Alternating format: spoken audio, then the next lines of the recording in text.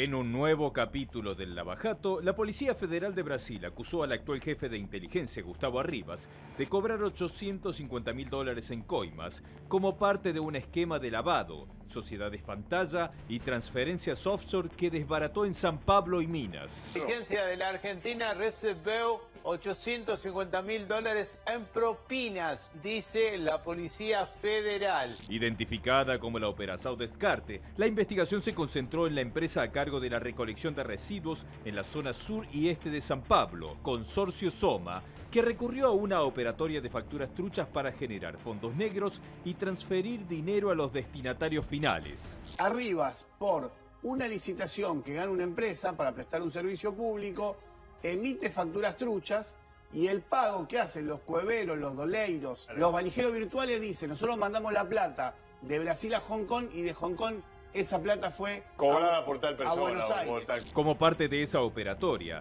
los investigadores brasileños detectaron giros que habrían sido dirigidos a Arribas. Se identificó a Alberto Youssef y Leonardo Meirelles como los cueveros que participaron en las transferencias de dinero.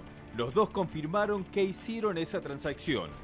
Sim, na verdade foram alguns pagamentos para Gustavo Arribas, acho que é Gustavo Arribas, se não me falha a memória. E uma outra pessoa que agora me fugiu o nome, que são pagamentos que foram feitos no Peru. E essas pessoas eram pessoas que fariam os repasses a políticos nos países de origen. Tanto Youssef como Meirelles fueron condenados a prisión por el juez federal a cargo de la mega investigación Lava Jato, Sergio Moro, para luego convertirse en delatores premiados y aportar información a cambio de una reducción en sus condenas. Porque, assim, específico de Gustavo Arribas é porque uma vez efetuado e finalizado a operação dentro dos sistemas do banco, o comprovante que sai no sistema aparece o nome da pessoa. Meirelles aportó copias de más de 4.000 transferencias bancarias clandestinas que desarrolló a pedido de Odebrecht y otras empresas involucradas en el Lava Jato. Entre esas operaciones, completó varias a favor de Arribas. ¿Se recibió la transferencia por casi $600.000? Yo creo haber sido claro ayer cuando presenté un documento del banco donde la única transferencia que yo reconozco es la de 70.500, que ya lo dije desde la primera vez. El jefe de la AFI negó ante la justicia argentina haber recibido varias transferencias y cualquier relación con el Lava Jato. Por el contrario, solo admitió haber recibido una sola transferencia en 2013 que adjudicó a la venta de muebles de un departamento. Es muy claro que acá lo que manifiesta Arribas es que vendió un departamento y que un señor que le pagó un saldo de precio usó un cambista importante. Cambista que tiene miles de clientes, no uno, miles, entre los cuales también está Odebrecht. A pesar de toda esta investigación en Brasil, en la justicia argentina, Arribas fue sobreseído en primera instancia por el juez federal Rodolfo Caricoba Corral. La decisión fue confirmada por la Cámara Federal. A ver, imagínense que esto es un partido de tenis, pero que la pelota tarda un tiempo en llegar del otro lado de la red. Así uno puede entender qué es lo que está pasando en esta denuncia, en este dato, en verdad, ya no es denuncia, es un dato oficial de la Policía Federal de Brasil, ¿sí? En un momento dado aparece aquí interrogado en una causa que tiene que ver con los manejos de Odebrecht, la mega constructora brasilera que armó un imperio a base de coimas en toda América Latina, ¿sí? Y que ahora el escándalo Odebrecht, la caída que llevó a partir de una investigación que se llamó Lava Jato, quiere decir lavaautos en Brasil, llevó a la cárcel a todos los directivos de Odebrecht, empezando por el dueño, Fernando Odebrecht. Estuvo preso, ahora está en arresto domiciliario, y a partir de ahí cayeron presos una cantidad de funcionarios en toda América Latina y también empresarios.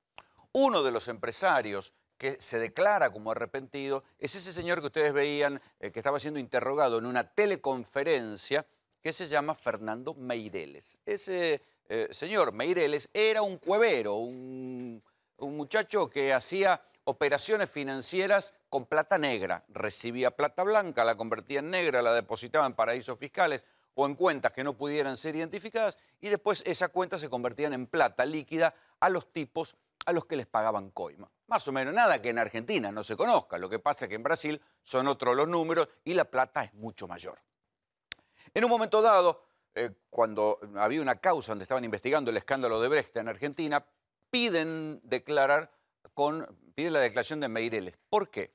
Porque el diario La Nación había publicado una investigación de un consorcio de periodistas peruanos. Recuerden que en Perú, nada menos que un expresidente, Alejandro Toledo, está preso por las coimas de Odebrecht. Bueno, y ese consorcio de periodistas peruanos publica que este señor Meireles, el cambista, había dicho que le había pagado dinero a Gustavo Arribas, nada menos que el titular de la agencia de inteligencia de la Argentina, un hombre tan amigo del propio presidente Mauricio Macri, que no solo Macri lo salió a defender, sino que es quien vive en la casa donde vivía Macri antes de ser presidente, porque le alquiló su departamento, el departamento donde vivían Macri y Julián Aguada. Ahora vive Gustavo Arribas. Imagínense la confianza que le tiene, incluso como para haberlo nombrado en la AFI. Bueno, cuando se conoce el testimonio, un consorcio de periodistas divulga esto de Meireles, el juez que interviene, que estaba investigando uno de los capítulos del caso de Brecht en Argentina, pide la declaración de Meireles por teleconferencia.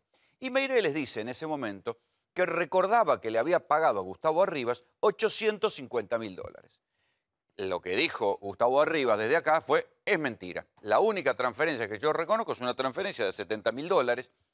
Y cuando va a una comisión parlamentaria, ahí empieza como a decir y desdecirse, ¿no? Según recuerda hoy, justamente, el diario Estado de Sao Paulo, cuando Arribas dijo 3 cosas respecto de esos $70.000. Primero, que le habían pagado un departamento. Después dijo que en verdad no le habían pagado los departamentos, sino que $70.000 le habían pagado por los muebles. Entonces, cuando alguien le preguntó, oiga, amigo, es mucha plata, $70.000, ¿qué mueble tenía? Y entonces ahí dijo que en verdad le habían pagado por cuadros que estaban en ese departamento. Lo cierto es que la justicia argentina consideró buena la versión de Arribas, ¿sí? El juez Canicoba Corral cerró, consideró que Arribas había presentado pruebas suficientes y que estaba sobreseído, que no había pruebas de lo que decía Meireles, que no había pruebas de que le habían mandado $850.000 de plata negra a Arribas. La Cámara consideró que lo que había investigado el juez Canicoba Corral era razonable y hasta ahí habían sobreseído a Arribas. Ahora queda una instancia de apelación a la Cámara de Casación. Pero ahí, por eso les digo lo del partido de tenis, la pelota volvió del otro lado y ahora quien está devolviendo el raquetazo es nada menos que la Policía Federal de Brasil, a quien no creo que el gobierno pueda acusar de opositora. Digamos, al fin y al cabo, el presidente Temer y Macri tienen una buena relación. La Policía Federal, el delegado de la Policía Federal del Estado de Sao Paulo, de Brasil, un señor, les doy el nombre para que vean que no es solamente un trascendido periodístico. Dice el diario Estado, o delegado da Polícia Víctor Hugo Rodríguez Alves Ferreira, ¿sí?, contó que habían detectado transferencias, ¿sí? Y esto suena tan argentino, me parece mentira. Debe ser la unidad latinoamericana, en este caso unidad latinoamericana del Mercosur, en la coima. ¿Por qué? Una empresa que se dedica a la recolección de basura en el sur de Sao Paulo hizo transferencias, ¿sí?, a una cuenta en Hong Kong, y desde esa cuenta en Hong Kong vino plata a la Argentina a una cuenta de Gustavo Arribas. Esto es lo que dice la Policía Federal de San Pablo. Y en este punto queda muy complicado y muy incómoda la situación de Gustavo Arribas, que como ustedes vieron, dio la cara ante los periodistas, negó todo lo que decía Meireles, fue al Congreso, negó todo lo que decía Meireles, pero ahora es la Policía Federal la que le está devolviendo el pelotazo desde el fondo de la red y está diciendo, acá hay $850.000, tal como había dicho Meireles, ni un dólar más ni un dólar menos, que fueron girados desde cuentas de empresas, ¿cómo decirlo?, empresas fantasmas de Brasil a una cuenta en Hong Kong y desde ahí a la Argentina a una cuenta de Gustavo Arribas. ¿Cómo era el mecanismo? Bueno, la empresa que recogía la basura en San Pablo utilizaba facturas truchas. ¿Les suena? Tan argentino, tan argentino. Bueno, en Brasil también se utilizan las facturas truchas. Con facturas truchas inventaban gastos, pagaban por esos gastos a unas empresas. Esas empresas a su vez mandaban la plata a otras empresas y esa otra empresa mandaba la plata afuera, a Hong Kong. ¿A través de quién? A través de los cueveros, a través de tipos como Meireles. Esto es lo que hoy dice la Policía Federal. Ya no lo dice el arrepentido. Recordemos que en su momento a Rivas le inició una causa penal por calumnias, injurias y qué sé yo, al arrepentido. Ahora es el Estado brasilero el que le está dando valor de verdad a lo que dijo el arrepentido. ¿Qué consecuencia jurídica puede traer para Rivas en la Argentina? Y difícil, porque acá ya le cerraron la causa. No sé si habrá un vericueto legal para abrirla. Como todo hay que decirlo, hay que decir también que Gustavo Rivas hoy sacó un comunicado donde insiste en su teoría. Dice, ante las versiones periodísticas que me vinculan a operaciones de lavado de dinero, tenga mano, compañero, acá no es una información periodística. Se supone que los diarios paulistas están citando a la Policía Federal de Brasil, salvo que los diarios paulistas inventen y pongan con nombre y apellido el nombre del delegado de la Policía Federal de Sao Paulo que dijo esto, ya no es una versión periodística. Esta es la diferencia. Una cosa es una versión periodística, otra cosa es un arrepentido y otra cosa es si ya la Policía Federal le está dando un valor pericial a lo que pudieron demostrar y esto seguramente será incorporado a algún expediente jurídico.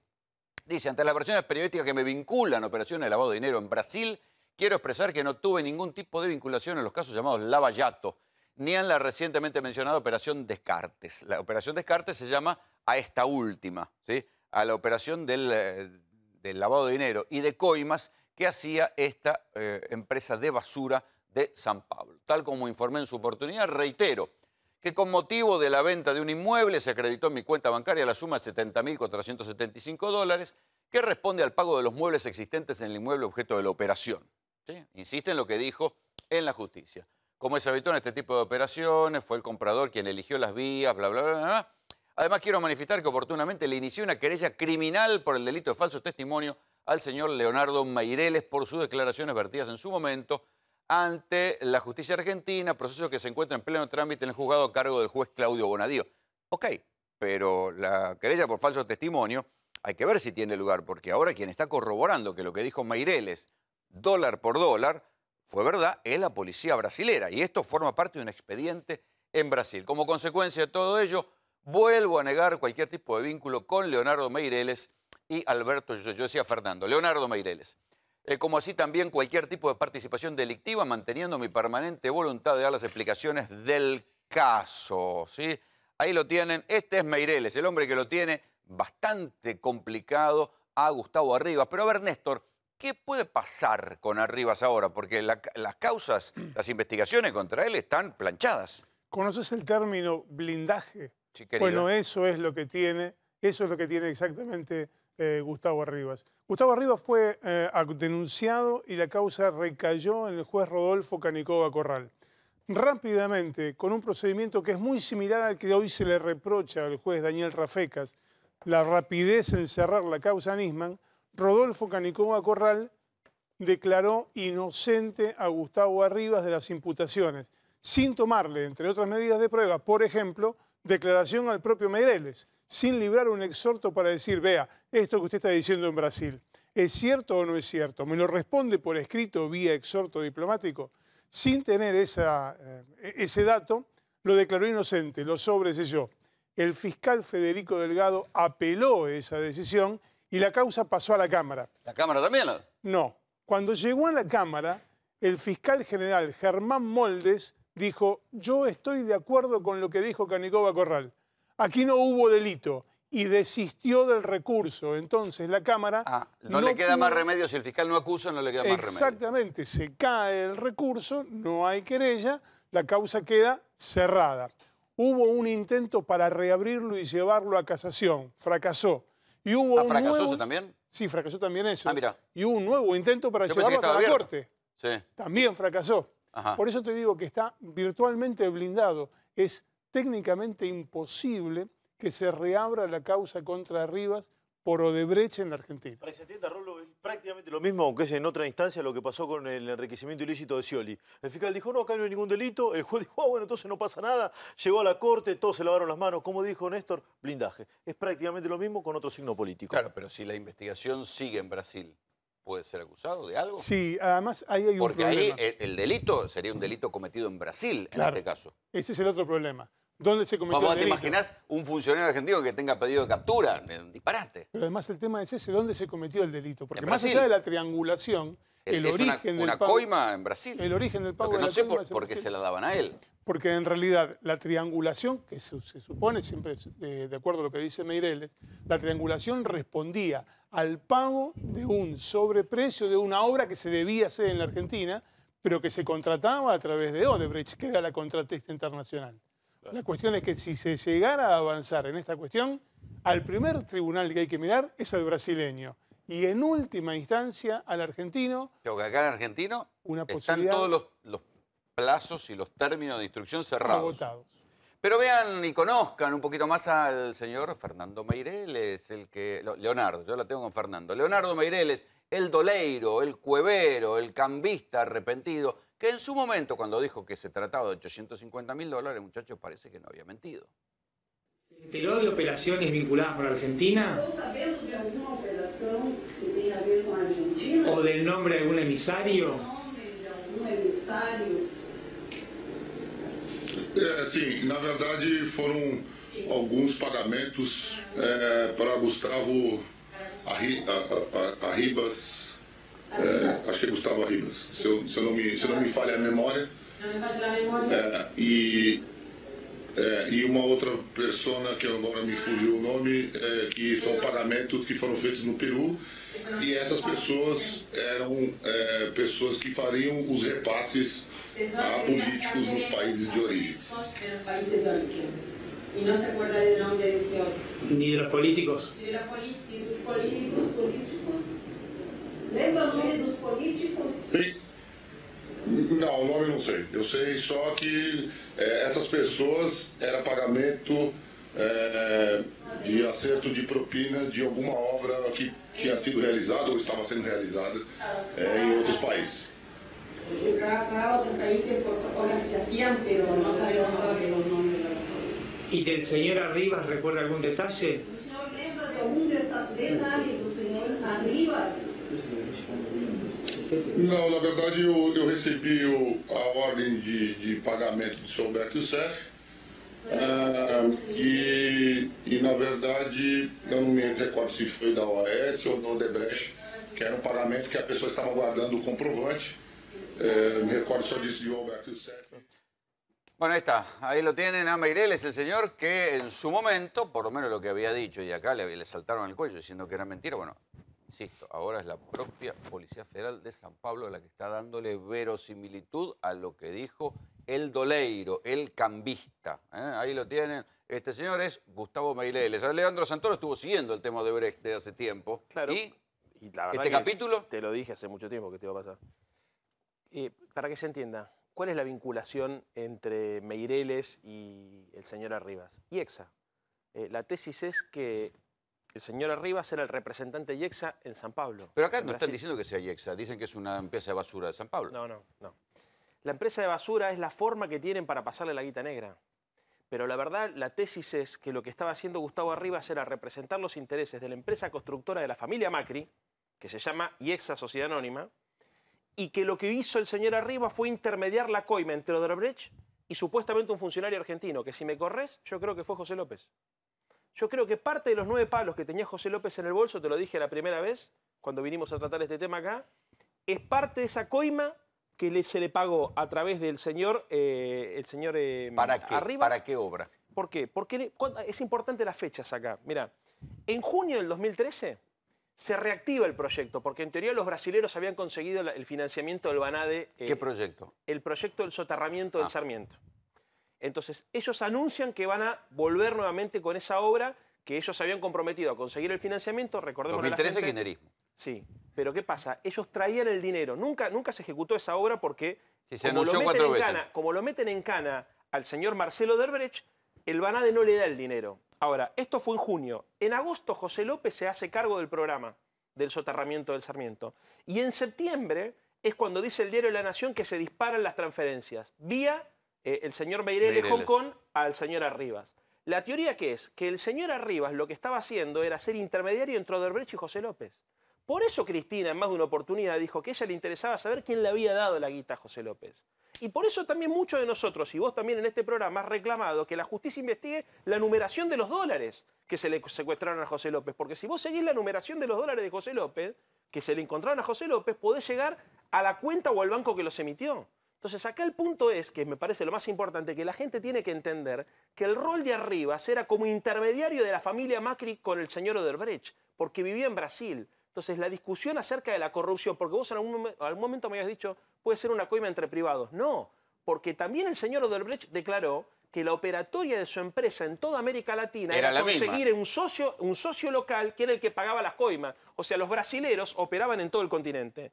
Cuando coimeaban a algún funcionario de algún gobierno, no iban los brasileros a coimear a ese funcionario, buscaban un socio local. O sea, lo que vos decís es que esa cuenta, esa empresa de basura de San utilizó Pablo, para darle la se plata, utilizó para, a través de facturas truchas, conseguir plata negra. Exactamente. Y después, pasársela a Arribas y ahí, Arribas... o sea que la plata no habría quedado en Arribas. No, para mí no. A ver, 850.000 dólares para cualquiera de nosotros es un montón. Para Arribas es un vuelto. Bueno. Como es un vuelto. Porque el departamento que tenía este tipo también es una cosa... Es verdad loco. que es el funcionario con más bienes. Sí, así lo Esto declaró. lo votó Juan Enrique. Te quiero decir otra cosa. En su declaración jurada es el más rico. Sí, arriba de los 100 millones de pesos. Odebrecht fue el mayor aportante de la campaña presidencial del PRO. Dicho por el Diario de la Nación. Entonces, no estamos hablando acá... Y Odebrecht, además, es socio de la empresa constructora de la familia Macri en varios emprendimientos. Por ejemplo, la construcción de los gasoductos troncales en Córdoba. Son socios. El tipo que vinculaba a la constructora de la familia Macri con los brasileros era justamente Arribas. ¿Por qué Arribas estaba en la AFI? Arribas fue a la AFI sin saber nada de inteligencia porque era el tipo que conservaba los secretos de la familia Macri. De la misma manera que mi amigo Roberto Digón, por ejemplo, dirigente de Boca, sí. ex vicepresidente de Boca, se cansó de denunciar que el señor Arribas era el intermediario que estaba en la mordida de los pases de los jugadores cuando Macri era presidente. Por eso vivía ahí, en Brasil. Y por eso lo traen al señor Arribas a la Argentina. Arribas declaró, cuando Macri estaba por asumir, que él no quería ser funcionario. Es más, en algún momento se mencionaba al Tano Angelici como director del AFI. Sí. Termina yendo él porque Macri le pide que se haga cargo de ese quilombo. Y la verdad es que el rol que Arribas jugaba era un tipo de extrema confianza, no solamente de Mauricio, sino de todo el clan. Aunque no tenga impacto jurídico por ahora, le quiero preguntar a Karina Banfi, que es diputada de Cambiemos, ¿puede tener impacto político esto? A ver, el impacto político me parece que... Como fue el caso de Díaz Gilligan, digamos, ¿no?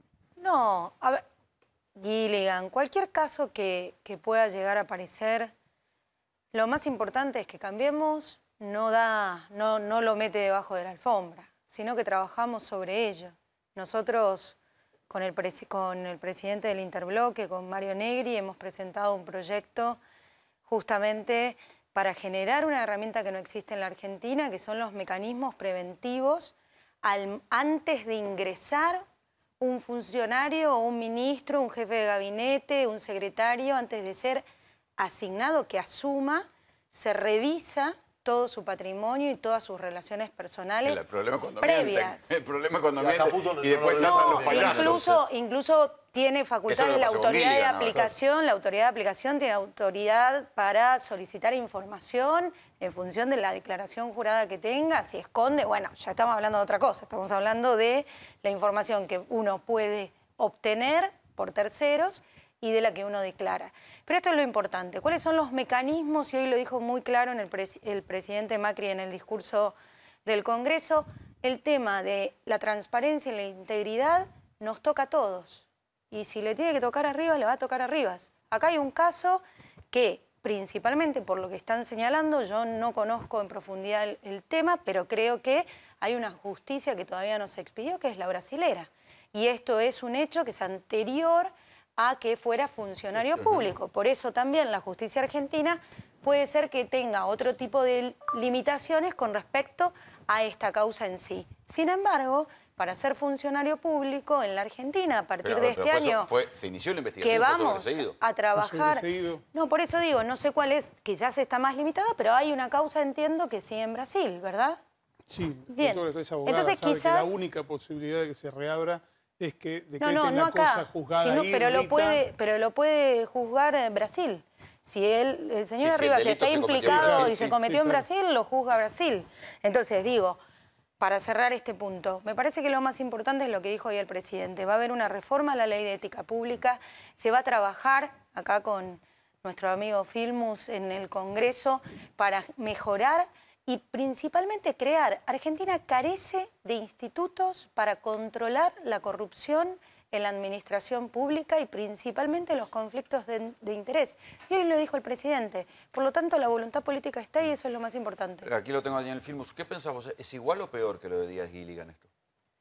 Bueno, las dos cosas son gravísimas. Esta claramente, si es una coima, está claramente dónde vino la plata y es totalmente plata en negro. Yo creo que es parte de un mecanismo que se ha utilizado y es parte de un gobierno que justamente lo que dijo Macri hoy es lo contrario de lo que está pasando. Dijo, no vinimos a favorecernos a nosotros y pareciera que es un gobierno que tiene como objetivo fundamental o sea, que esto es la pesada herencia, porque esto fue del pasado. No hablo de la pesada herencia. No, digo de la pesada herencia de los amigos. Me parece eso grave como lo que ocurrió con Duhovne. A mí me parece lo más grave, uno tiene amigos en España, todos ustedes tendrán, tengo muchos periodistas amigos en España muy preocupados por lo que pasó con Duhovne cuando tuvo que responder porque tenía la plata afuera y porque hay empresas offshore, porque no hay otra razón de tener una cuenta afuera que no sea para eludir el peso fiscal de la Argentina. Entonces me parece que está muy claro, me parece que no da lugar a discusión y me parece que es un gobierno que tiene muchos, entre otros el propio presidente, con cuentas fuera del país y cuentas offshore. Sí, pero no es delito. No es delito, claro. No es delito. No puede no ser delito, pero ¿para qué está la cuenta tenía offshore? Cuentas afuera. No se pagó ninguna cuenta nunca. No, que tuviera Néstor ni Cristina ni Máximo. Los fondos de Santa Cruz nunca quedaron claros. Los fondos públicos tenían afuera. Bueno, los fondos públicos son los fondos públicos. Estamos hablando de fondos particulares. Ahora bien, si efectivamente tiene... Es más grave porque son los fondos todos santacruceños que se los llevaron y nunca los trajeron. Si hay fondos que están afuera, es para eludir la carga fiscal de la Argentina. Y esto me parece que es fundamental. Y en paraísos fiscales, donde hay secreto fiscal, no es lo mismo tener plata en cualquier país. Ahora, ¿cómo se responde a la pregunta que le hicieron a Duhovne? ¿Por qué usted nos pide que haya inversiones? Cosa que él mintió hoy Macri diciendo que subían las inversiones. Todos sabemos que las únicas inversiones que hay en Argentina es bicicleta financiera para comprarle VAC y llevarse los dólares que nosotros pedimos prestados a 100 años. Así que se llevan nuestros dólares por la bicicleta financiera. La BBC acaba de sacar un artículo que 4 de cada 5 dólares que vienen a la Argentina es para el mercado financiero. Bueno, el diario del País lo ha planteado también en profundidad. Y eso es lo que tenemos que evitar porque se llevan nuestra plata. Entonces, no nos puede explicar de ninguna manera nuestro ministro de Economía que tiene cuentas afuera, no trae la plata acá y pedirle, por ejemplo, en España a los empresarios que inviertan en la Argentina. Sí, igual hay otro detalle, que Argentina es el único país donde el caso Odebrecht todavía no tuvo consecuencias. Digamos, hay un presidente preso en Perú, el actual presidente zafó sobre la hora de que lo destituyeran haciendo un pacto con el Fujimorismo y dándole el indulto a Fujimori entre gallos y medianoche para que no lo tiraran a él mismo por la ventana. Hay coletazos en Venezuela, hay coletazos en Colombia, hay coletazos en todos lados, menos en Argentina, donde parece que el escándalo Odebrecht no tuvo consecuencias. Pero quiero que empecemos a hablar de educación, porque hoy, hace unas horas nomás, la gobernadora de la provincia de Buenos Aires, María Eugenia Vidal, estuvo muy dura en su discurso de apertura de sesiones contra los sindicatos docentes. Justamente sobre eso que quiero que discutamos. No en los próximos días solamente para que empiecen las clases, ni tampoco en las próximas semanas. Todo el tiempo que sea necesario, hasta ponernos de acuerdo en la reforma profunda que necesita nuestro sistema educativo. No podemos seguir dialogando sobre lo que es mejor para los chicos con una fecha límite. Y menos si tomamos que esa fecha límite es el inicio de clases, porque pone de rehenes a los alumnos y hace que cada febrero los padres tengan incertidumbre de si sus hijos van o no van a empezar la escuela. No se resuelve pensando que es lo mismo para un chico empezar y terminar el año con un docente o hacerlo con 4, porque hoy el 40% de nuestros chicos en la escuela primaria tiene más de un docente y del 20% de esos chicos tienen más de 2. Cuando hablamos de presentismo, no hablamos únicamente de lo que el gobierno de la provincia invierte en suplencias. Hablamos de cómo ese ausentismo impacta en la capacidad de aprender. No estamos discutiendo, y pongamos la verdad sobre la mesa, no estamos discutiendo que un docente se puede enfermar, necesite cuidar a su hijo, tenga la licencia por maternidad que le corresponde por derecho o pueda perfeccionarse. Lo que estamos discutiendo es el abuso, la licencia trucha y el 17% de ausentismo en la escuela pública versus el 5% en la escuela privada. Bueno, esto es lo que decía María Eugenia Vidal hoy en el discurso de apertura de sesiones, pero Esteban, vos tenés datos de que hay ya un gremio al menos de la provincia de Buenos Aires que va al paro. Sí, básicamente los gremios bonaerenses del magisterio son 4, sí, los dos más importantes son SUTEBA, que no va al paro por ahora, que es Baradel. Tiene que definir el viernes o sábado. Exactamente, el único que decidió el paro, te lo sintetizo, es SUDOCBA, que es el gremio más pequeño, que estaba más vinculado con Moyano, básicamente decidió paro. ¿Sabés por qué los gremios todavía no decidieron el paro? Porque el año pasado Vidal le descontó a todos los docentes los días de paro. Entonces los docentes ahora dicen, ¿vamos a ir al paro o no? Porque ¿Se lo descontó efectivamente o después se lo descontó efectivamente y la justicia le dio la razón también. Este es el tema. Por eso la situación de los paros y demás está en veremos. UDOCBA por ahora sí va al paro. Recordemos que la oferta es de 15%, pagaderas en 3 cuotas, con el tema del presentismo de 6.000 pesos de una sola vez por el año 2017. Así que es bastante controvertido todo. Hoy el discurso de Vidal fue muy elogiado, pero muy duro también. Y con la ausencia de funcionarios nacionales. No hubo ningún ministro de Macri junto con María Eugenia Vidal. No sé si habrá sido por un tema de agenda o por alguna otra circunstancia, pero desde la política me parece que ese también es un dato a seguir. Karina, ¿opinión? Vengo justamente de La Plata y estuve... Ahí tenés una diputada nacional, che. No, pero dije funcionario de Macri. Funcionario. Pero... ¿Va ese sí o no? ¿Vos viste alguno? No, ahora vos me lo hiciste notar, la verdad no había prestado atención a eso, quizás se nos está escapando alguno. Pero me parece que hay un punto importante, siempre lo ha repetido la gobernadora. Se puede seguir discutiendo el tema salarial y el reconocimiento a la mejora del salario de los docentes. Es una deuda pendiente que tiene toda la Argentina, no solo este gobierno, digamos, es histórico. Pero mientras tanto pasan los años. Pero toda esta discusión se tiene que dar con los chicos en el aula y con los chicos estudiando. Y también se tiene que trabajar sobre la mejora, y también lo dijo el presidente Macri esta mañana, sobre la mejora de todo el sistema educativo. Eso es clave. O sea, nosotros tenemos hoy, lamentablemente, el problema es cómo se hace la mejora del sistema educativo sin mejorar los sueldos. De arrancar la democracia con el 0% de ¿cómo se dice? No alfabetización. Sí, o sea, la gente alfabetizada en la Argentina, hoy realmente tenemos niños y chicos, adolescentes que no comprenden textos ni pueden hacer una cuenta. Entonces eso habla de la degradación en el sistema educativo durante todos estos años y eso es muy importante ponerlo en la agenda principalmente hoy de todos los congresos de la Argentina. Daniel, ¿qué pensás de lo que dijo Vidal? Bueno, yo creo que hay dos modelos. El gobierno nacional, muy bien, en el año 2016 llamó a la paritaria nacional y no hubo ningún conflicto. Los gremios aceptaron la propuesta del gobierno nacional, cumplió la ley de diferenciamiento educativo, los gremios aceptaron y no hubo conflicto. En el 2017 no llamó la paritaria nacional. La Ciudad de Buenos Aires, por ejemplo, que nunca había tenido conflicto en los últimos 10 años, tuvo 15 días de paro. Al final, como la propia María Eugenia Vidal dice, se aceptó la propuesta de los docentes y se les dio el aumento que los docentes querían, pero después de 15 días de paro. Entonces la pregunta es, ¿el gobierno por qué no repite la experiencia del 16? De llamar a la paritaria, que es lo que estipula la ley, y de esa manera se llega a un acuerdo. ¿No será que ese año los docentes no fueron al paro porque Macri recién acababa de asumir? No, porque aceptaron la propuesta del gobierno nacional, podían haber hecho una contrapropuesta y una pulseada. Hasta el punto que cuando aceptaron, a ver si alguien se acuerda, que cuando aceptaron la propuesta, el ministro Bullrich quiso volver atrás y dijo, ¿no será que habremos propuesto mucho? Y efectivamente hay una ley, la ley dice que hay que llamar a una paritaria. Si una paritaria nacional y se fija el piso mínimo, empiezan las clases y después se discute cada provincia cuáles son las características particulares. Esa ley fue votada por Esteban Bullrich, que era en ese momento diputado del PRO, y defendida. Pero ¿qué es lo que pasa? Esa ley genera un fondo específico que se llama Fondo de Compensación Salarial. Ese fondo de compensación salarial es para darle a las provincias más pobres para que lleguen al piso mínimo. Bueno, hay un estudio del CIPEC que acaba de aparecer esta semana donde muestra que el fondo prácticamente desapareció. ¿Se lo dieron a Santa Cruz, Filmo? Se lo pregunto bien, ¿se lo dieron a Santa Cruz, que son los salarios docentes más bajos del país? No, son los salarios docentes de los más altos, pero tuvo mucho retraso en el pago. En ese caso, el gobierno nacional, justamente lo que dice la ley, es que le tiene que dar a las provincias que no están en condiciones de pagar un suplemento para que lo puedan pagar. Ese fondo fue prácticamente eliminado. El informe de CIPEC plantea que se bajó del 25% de la masa salarial al 2% de la masa salarial. Entonces, porque me parece que hay una cuestión política, que quien usa de rehenes a los alumnos, en este caso son las autoridades.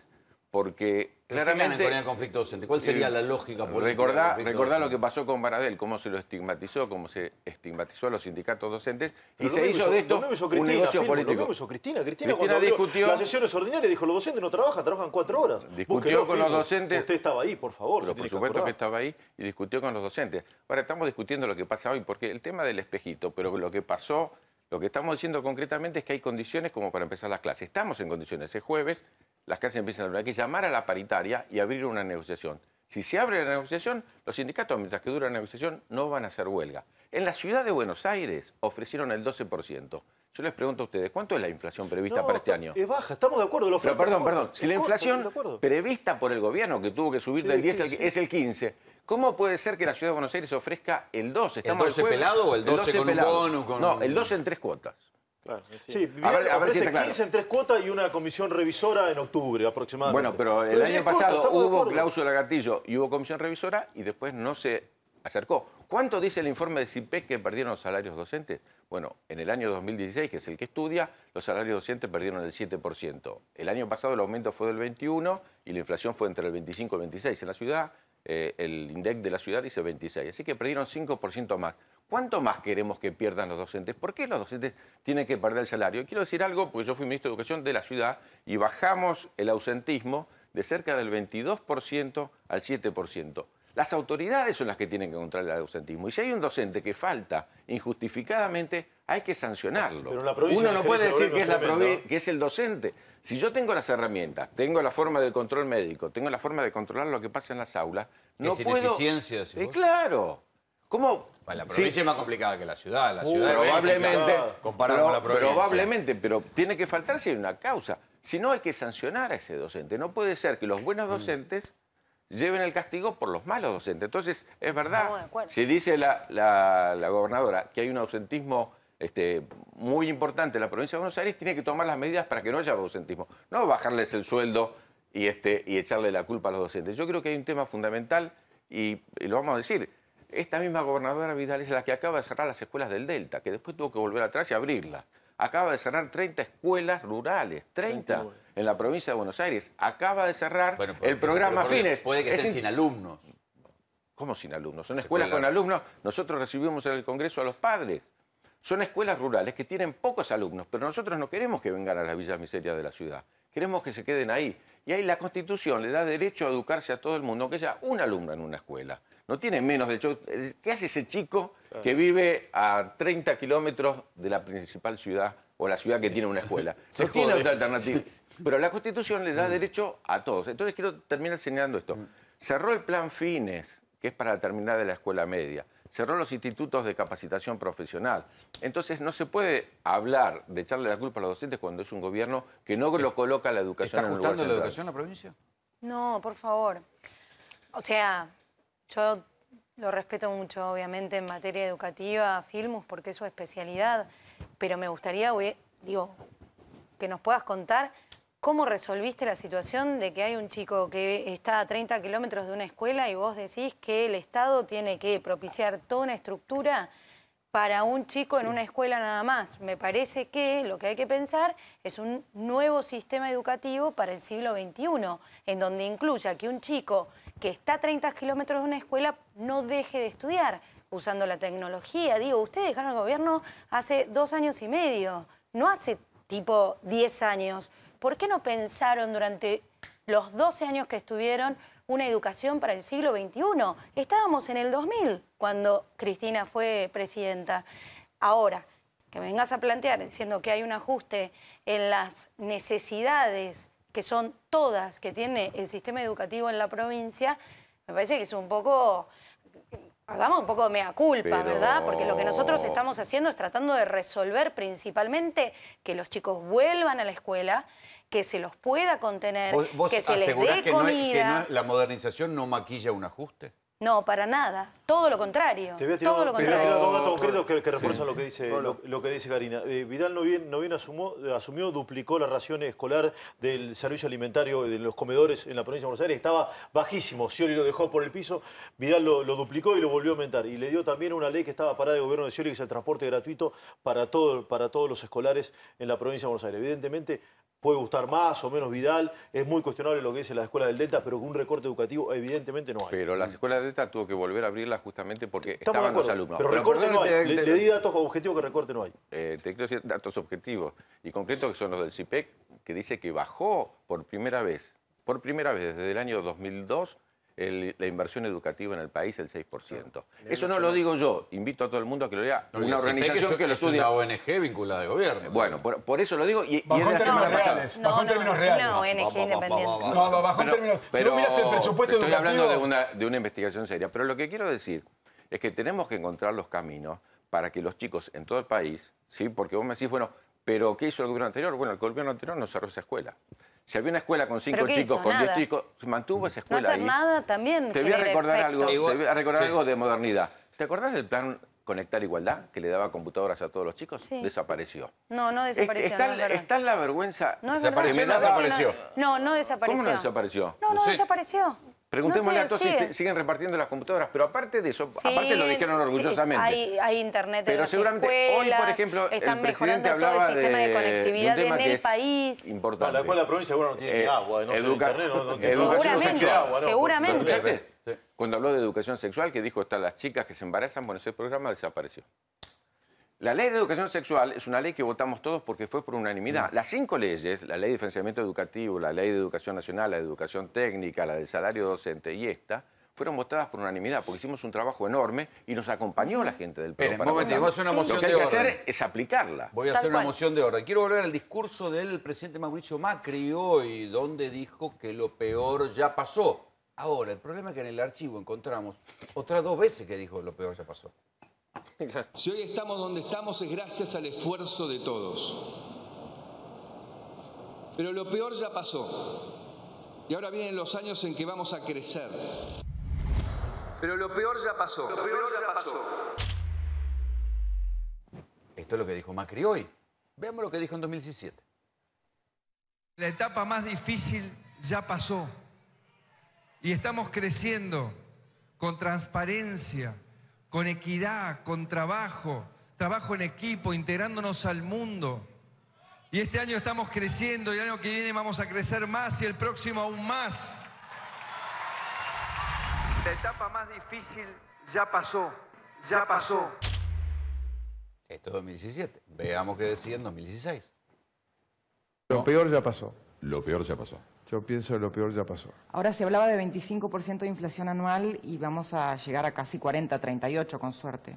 Pero la inflación está bajando.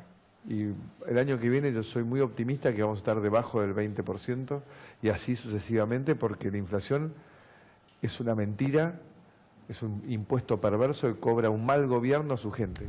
Lo peor ya pasó. Lo peor ya pasó. Yo pienso que lo peor ya pasó. Lo peor ya pasó. ¿Lo peor ya pasó, Karina?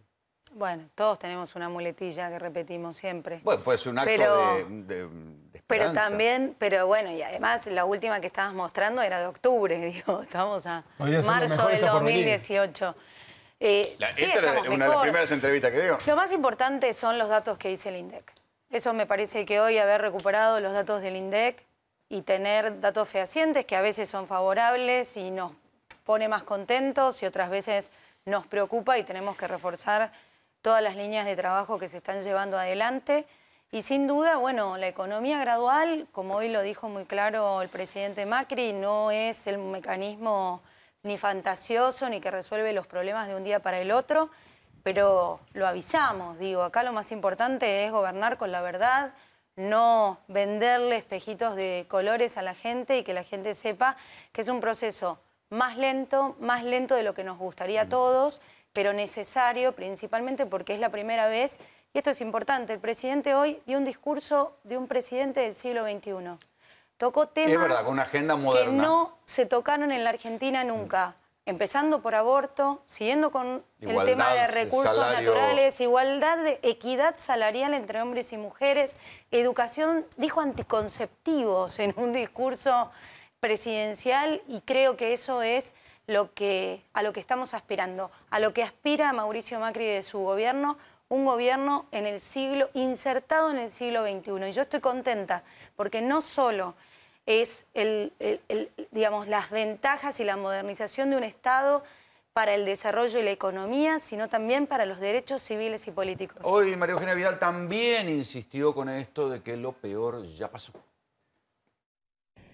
Pero también sé que el camino está claro y que ya hay resultados, que en 2 años bajamos la inflación casi a la mitad, del 40 al 25%, que va a seguir bajando este año y que lo más duro ya pasó. No vengo a decirles que todo está bien ni que ya salimos adelante. En este caso la versión Vidal es lo más duro ya pasó. ¿Ya pasó lo peor? Lo peor de todo es que lo más duro está por venir cuando haya que devolver la deuda externa y cuando haya que resolver el problema de las LEVACs. Justamente no se habló de la deuda, no se habló de la los problemas estructurales de la Argentina brillaron por su ausencia. No se habló de los jubilados. Acá hay un déficit del comercio exterior que nos obliga a pensar qué vamos a hacer para devolver los dólares que estos tipos están pidiendo prestado al mercado financiero.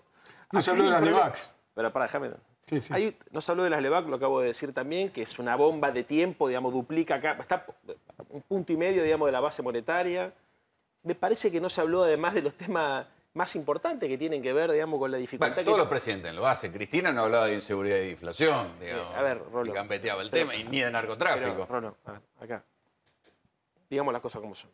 El presidente está claramente montando una operación política, digamos, para disuadir y para tratar de distraer la atención de la gente, porque en realidad todos sabemos que lo peor está por venir, porque todavía los ajustes que se van a plantear sobre las tarifas son el doble de lo que se plantearon hasta acá, de acuerdo al cronograma que ellos mismos propusieron, porque sabemos que estamos montados sobre una bomba de tiempo, que es esto de tomar deuda para poder financiar. Vos planteabas el tema si existía o no existía un ajuste sobre el gasto social, el gasto educativo. Eso me parece que todos nos damos cuenta que estos tipos, como tienen cada vez que pagar más dinero en concepto de interés de la deuda externa, lo que hacen es achicar el gasto social, por ejemplo, bajando el gasto de los docentes. Incluso esta cosa de que hay una bomba de tiempo económica hace que algunos estén pensando en María Eugenia Vidal para el 2019 dentro de Cambiemos. Sí, mira, básicamente a mí me llamó mucho la atención, lo hablaba recién con Karina, que ningún ministro haya asistido hoy al acto de María Eugenia Vidal. María Eugenia Vidal, en términos de posicionamiento, es un avión a chorro vinculado con Macri, ¿no? Si lo comparamos en cuanto a la situación. No cayó en imagen como cayó Macri. Para nada. El discurso de Vidal hoy fue ponderado incluso hasta por dirigentes de la oposición. No pasó lo mismo con Macri a la mañana en la legislatura, en el Congreso Nacional. Indudablemente algunos miran la figura de Vidal. Vidal dijo 78.000 veces, yo no estoy ni siquiera preparada para ser presidente y quiero seguir siendo gobernadora. Pero obviamente el run está absolutamente presente. Me llamó mucho la atención, que, insisto con esto, que ningún integrante del Ejecutivo de Macri, capaz que fue un tema de agenda, haya asistido hoy a la legislatura. Sí. Bueno, no, el tema de que ella habló de anticonceptivos, espero que no nos haya tomado a nosotros como anticonceptivos, porque realmente no habló de los jubilados. No habló, la palabra industria no existió. No que existió la palabra ciencia y técnica. Queremos hablar del siglo XXI, hablemos de ciencia y técnica. No existió el tema de la sequía en el campo, que es uno de los temas fundamentales que está atravesando la Argentina ahora. Sí, que va a cortar también la cantidad de divisas. Bueno, por supuesto, pero no existió la política exterior. No existió qué hacer con el biodiesel que no nos dejan entrar en Estados Unidos. No existió la palabra Malvinas. Es la 4ª vez que el presidente va al Congreso y es el primer presidente en toda la historia argentina que cuando asume no habla sobre la soberanía de Malvinas. Es decir, los temas centrales, los que nos preocupan, las tarifas, cómo llegar a fin de mes. La AMIA. No habló de ningún tema. Sí, es verdad que habló de anticonceptivos y tiró muchos temas como para generar polémica, pero apartarse del tema central, que es la protesta, lo que estamos viendo de la gente que no llega a fin de mes, ¿pero por de qué? los que no tienen trabajo. ¿Por qué vos crees que tira temas para, como dijiste, acarrear polémica? Me parece que, a ver, el presidente no es un tipo que te habla 4 horas 15 minutos, como nos tenía acostumbrado la expresidenta Cristina Kirchner. Él es un tipo mucho más austero en su discurso. Tocó los lineamientos que quería tocar. No tiene que tirar toda la agenda en el Congreso. Nosotros podemos trabajar. Nosotros trabajamos Malvinas. Entiendo que vas a seguramente participar de la subcomisión del Observatorio de Malvinas que tiene la Comisión de Relaciones Exteriores en el Congreso. Nosotros también somos parte de un Estado en donde nosotros podemos trabajar sobre todos los temas. Pero acá hay un punto importante. Sí. Con la zozobra ya vimos que no llegamos a ningún lado y principalmente a ustedes no les funcionó porque perdieron las elecciones zozobrando durante 2 años y medio. ¿Por qué no proponen? Propongan. Bueno, si vos crees que va a estallar la economía, propongan, porque lo único, si alertando y zozobrando, la gente se da cuenta, que aumentó el empleo en 270.000 puestos de trabajo, que el 3% del salario, mejor dicho, el salario creció un 3% según el INDEC, lo dice el INDEC, no lo dice Macri. No lo tiene que decir Macri en un discurso de apertura de sesiones. En los últimos 2 años, la gestión de Macri, el crecimiento es cero. Así cierro y te dejo. Lo que está diciendo Macri hoy es cuáles son los temas que le interesa a él que nosotros tratemos. Claro. Y yo creo que observar a un presidente poniéndonos una agenda tan innovadora y novedosa es lo que tendríamos que estar todos celebrando. Hablando de lo que dijo Macri hoy habló Macri de algo como el crecimiento invisible. Ahí yo me perdí. ¿Vos entendiste, Juan, qué fue? ¿Sabés, Rolo, que cuando hablamos de crecimiento hablamos de actividad económica, que la pyme fabrique venda, que el carnicero venda, que el panadero venda porque por lo menos que venda tanto que quiera contratar a tu hijo, ¿no? Porque se necesitan 200.000 empleos todos los años. Cuando habló de crecimiento invisible, el que está invisible, Rolo, es mi trabajador, porque sí lo que sucedió, que no hubo crecimiento en estos 2 años. Claro que el 2017... Depende contra qué compares. Si compara contra el 2016 hubo, pero si compara contra el 2015, poquito. Claro, yo no le quiero faltar el respeto al presidente. Si no, te voy a mostrar, como decía Karina, datos oficiales, datos del INDEC. Desde el año 2003, el PBI, o sea, la actividad económica, desde el año 2003, datos oficiales del INDEC y del Banco Mundial en dólares, el PBI se duplicó, Rolo. Hasta el 2015 la actividad económica se duplicó de 250.000 millones de dólares a 584.000 millones de dólares. El doble de empleo. Ahora, estos 2 años, acá está el crecimiento invisible. Bajó la actividad económica y volvió a subir, sí que volvió a subir. ¿Quiénes tuvieron más actividad económica? Es que por eso es tan polémico. Bajó un año y volvió a subir al otro. O sea, igual comparado subió un poquito. Claro, acá rápidamente, mirá, Rolo. Ni cayó, ni se desbarrancó, ni explotó para arriba. No, estamos igual, pero ¿sabes lo que pasa? La población vegetativa necesita crecer porque 200.000 chicos terminan el colegio todos los años y necesitan laburo. Por eso te decía lo del panadero. Mirá el kirchnerismo. 2003, 2011 creció 6%. 2011, 2015, 0,4%. Fueron 4 años malísimos. Mirá el macrismo. 2017 creció 2,8% el año pasado. Pero en estos 2 años, 2016, bueno, acá cambiamos, 2017, 0,06%. Ahí está lo que le afecta a mi trabajador. O sea que el modelo no cambió mucho. No, ¿sabés cuál es la diferencia? Los 130.000 millones de dólares que se están tomando. Esa es la diferencia, hermano. Claro. Y esos 130.000 millones de dólares, algún día los tenés que devolver. Entonces, una cargada total, ¿sabés lo que es esto? Karina decía recién gradualismo. No, a ver, pero pará, ¿gradualismo en qué? Acá están aplicando política de shock. El único gradualismo... No parece. No parece. Mirá una cosa, el único gradualismo que están utilizando estos tipos es para tratar de ajustar las tarifas de los servicios públicos a un ritmo que es del 1000%. Pero no nos cuentes la realidad. Yo te dejé terminar a vos déjame terminar a mí. El gradualismo es pasar... Déjame terminar. El gradualismo de estos tipos es pasar al 1000% de las tarifas de los servicios públicos y proponer pasar otro 1000 más los próximos 2 años. Primer punto. Segundo punto clave, lo que está mostrando recién acá Juan. Entre los 2 años de gestión económica de este equipo económico, el crecimiento de la Argentina es 0,2. ¿Cuál es el problema? Tenés casi 80% de inflación, 130.000 millones de dólares de deuda externa, 1 millón y pico de millones de LEVAX, de pesos en LEVAX, y tenés una bomba de tiempo que no podés resolver. Es gradual.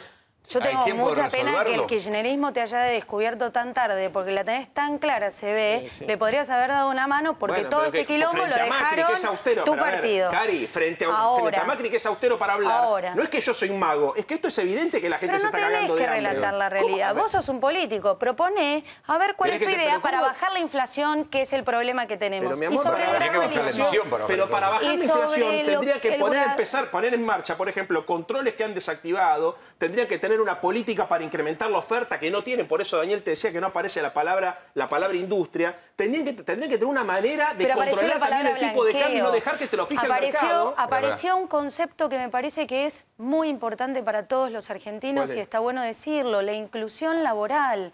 El problema de la falta de recaudación, o mejor dicho, de blanqueo, no es que le afecta a la empresa, le afecta al trabajador. Y está buenísimo que se esté pensando en una política en donde el trabajador no tenga que depender del empleador justamente para las cargas sociales, para lo que va a significar. Porque es una locura. Vos lo único que sabés es una locura. No sabés de qué se trata el programa. Termina el programa y quiero decir esto, una cosa que es importante. Una de las cosas que se propuso es la disminución de los aportes patronales. Eso es rifar, además, que es otra bomba. ¿Cómo dónde? ¿A dónde? Si no hay ningún proyecto. Que la palabra blanqueo vino muy bien para los familiares del presidente y para los familiares de los miembros del gobierno, porque pudieron blanquear toda la plata que blanqueo tenía laboral fuera, está hablando Karina, ¿o no? No, digo la palabra blanqueo general. Dejamos la ironía. El déficit fiscal que tiene la Argentina se debe, entre otras cosas, que estos tipos le quitaron los impuestos a los ricos, eliminaron bienes personales. Que vos querés propuestas, esa parte ya la sabemos, repongan bienes personales, repongan retenciones, generen demanda interna, generen consumo. Chao.